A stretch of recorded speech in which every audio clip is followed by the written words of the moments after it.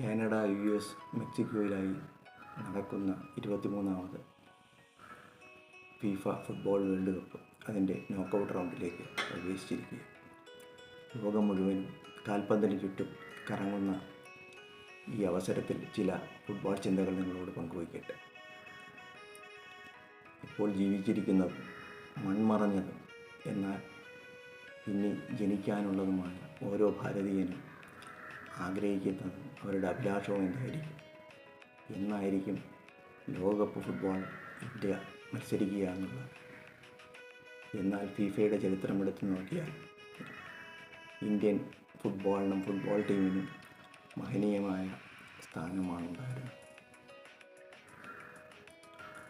1940 തുടങ്ങി 4 പതിറ്റാണ്ട് ഇന്ത്യയുടെ ഫുട്ബോളിൻ്റെ സുവർണ കാലഘട്ടമായിരുന്നു. 1948 ഇന്ത്യ സ്വാതന്ത്ര്യം നേടി ഒരു വർഷത്തിന് ശേഷം ലണ്ടനിൽ നടന്ന ഒളിമ്പിക്സിൽ മറ്റ് 17 ടീമുകളോടൊപ്പം ഇന്ത്യൻ ഫുട്ബോൾ ടീമും മത്സരത്തിനുണ്ടായി. കരുത്തരായ ഫ്രാൻസിനെ ഇന്ത്യൻ ടീം നേരിടുമ്പോൾ 3 പേർ മാത്രമേ ബൂട്ട് ധരിച്ച് കളിച്ചിട്ടുണ്ടായിരുന്നു. തുടക്കം മുതൽ ഒടുക്കം വരെ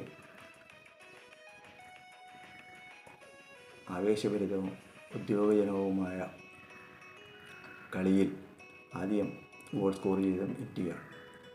എന്നാൽ കളി തീരാൻ നിമിഷങ്ങൾ ബാക്കി നിൽക്കെ നേടിയ ഒരു ഗോളിന് 2 ഗോളെന്ന വ്യത്യാസത്തിൽ ഫ്രാൻസ് ഇന്ത്യയെ കീഴടക്കുകയാണ് ഉണ്ടായത്.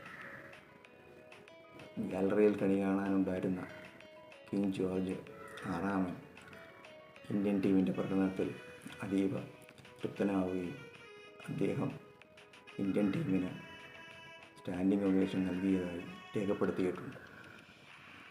ഇന്ത്യൻ ടീം പരാജയപ്പെട്ടുവെങ്കിലും അവരുടെ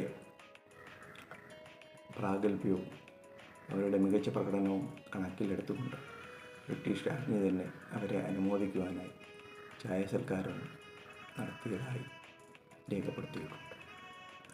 ഇതേ തുടർന്ന് 1950 രണ്ടാം ലോക മഹായുദ്ധത്തിന് ശേഷം ബ്രസീലിൽ പുനരാരംഭിച്ച ലോകകപ്പ് ഫുട്ബോൾ കളിക്കുവാനായി ഇന്ത്യൻ ടീമിനും ക്ഷണമുണ്ടായിരുന്നു.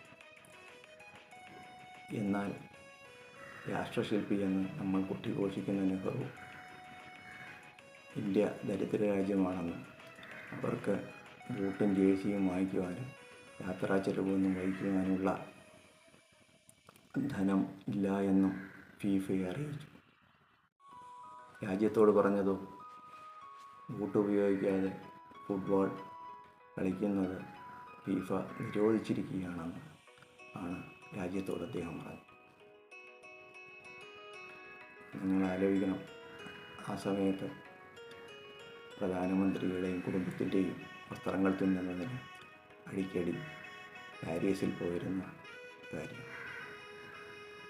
എന്നാൽ മികച്ച ലോകോത്തര നിലവാരമുള്ള ഇന്ത്യയെപ്പോലുള്ളൊരു ടീം ലോകകപ്പ് കളിക്കണമെന്ന് അതിയായി ആഗ്രഹിച്ച ഫിഫ അവരുടെ ഒരു ഡെലിഗേഷനെ കൽക്കട്ടയിൽ അയക്കുകയും ഇന്ത്യൻ ടീമിൻ്റെ മുഴുവനും യാത്രാ ചെലവും താമസ സൗകര്യങ്ങളും അവർ വഹിച്ചുകൊള്ളാമെന്ന് പറയുകയും ചെയ്തു.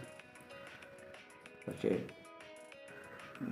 ജവഹർലാൽ നെഹ്റുവിൻ്റെ മുൻവിധിയും അദ്ദേഹത്തിൻ്റെ ദൂരക്കാഴ്ചയില്ലായ്മയും ഇന്ത്യൻ ടീമിനെ അയക്കേണ്ട എന്ന് തന്നെയാണ് തീരുമാനിച്ചത്. ഇന്ത്യൻ ടീമിൻ്റെ ക്യാമ്പിൽ വളരെ നിരാശപ്പെടുത്തി. ദശലക്ഷക്കണക്കിന് ഫുട്ബോൾ ആരാധകരും ഇന്ത്യൻ ടീം ഒരുപോലെ നിരാശയിലായി. ബൂട്ടണിഞ്ഞ് മാത്രം ഫുട്ബോൾ കളിക്കണം എന്ന് നെഹ്റു പറഞ്ഞത് പൊള്ളത്തരമാണെന്ന് 1952 നടന്ന ഒളിമ്പിക്സിൽ ഇന്ത്യൻ ടീം വീണ്ടും നഗ്നപാതരായി ഫുട്ബോൾ കളിച്ചപ്പോൾ ജനങ്ങൾക്ക് ബോധ്യമായി. അങ്ങനെ ഇന്ത്യൻ ജനതയുടെ ഫുട്ബോൾ സ്വപ്നങ്ങൾ മുളയിലെ തന്നെ നുള്ളിക്കളയുകയായിരുന്നു ജവഹർലാൽ നെഹ്റു ചെയ്തത്.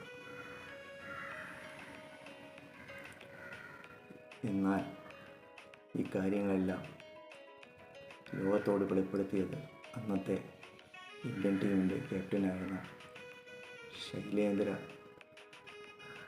നാഥ് മന്ന തന്നെയായിരുന്നു. ദൗർഭാഗ്യമെന്ന് പറയട്ടെ, ഇന്ത്യയിൽ ഇന്ന് നിലവിലുള്ള 7 മികച്ച ഫുട്ബോൾ സ്റ്റേഡിയങ്ങളിൽ 3 ജവഹർലാൽ നെഹ്റുവിൻ്റെ പേരിലും 1 അദ്ദേഹത്തിൻ്റെ മകൾ ഇന്ദിരയുടെ പേരിലുമാണ്.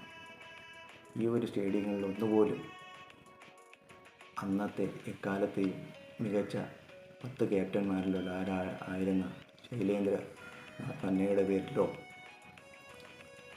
ഒരു പൗര്യനെങ്കിലും ഉണ്ടായിരുന്നെങ്കിൽ നമുക്ക് അദ്ദേഹത്തിനെ അനുസ്മരിക്കാൻ കഴിയുമായിരുന്നു.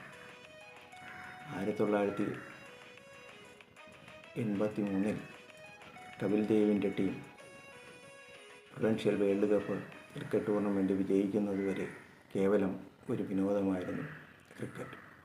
ആ വിജയത്തോടുകൂടി ക്രിക്കറ്റ് എന്ന് പറയുന്നത് ഇന്ത്യൻ ജനതയുടെയും ദേശീയതയുടെയും അഭിനിവേശമായി മാറി. ഒരു പക്ഷേ 1950 ബ്രസീലിൽ നടന്ന ലോകകപ്പിൽ ഇന്ത്യൻ ഫുട്ബോൾ ടീം 1-2 ഗ്രൂപ്പ് മത്സരങ്ങളെങ്കിലും കളിച്ചിരുന്നു എങ്കിൽ ഫുട്ബോളും ഭാരതീയരുടെ അഭിനിവേശവും ദേശീയ ആവേശവുമൊക്കെയായി മാറുകയാണ്. കേഴുക പ്രിയ രാജ്യമേ എന്ന് മാത്രമേ നമുക്ക് ഈ അവസരത്തിൽ പറയുവാൻ കഴിയുകയുള്ളൂ. മറ്റൊരു വീഡിയോയിൽ വീണ്ടും നിങ്ങളെ കാണുന്നത് വരെ എല്ലാവർക്കും നന്മ വരട്ടെ, നല്ലത് നേരും. ലോക സമസ്ത സുഖിനോ ഭവന്തു.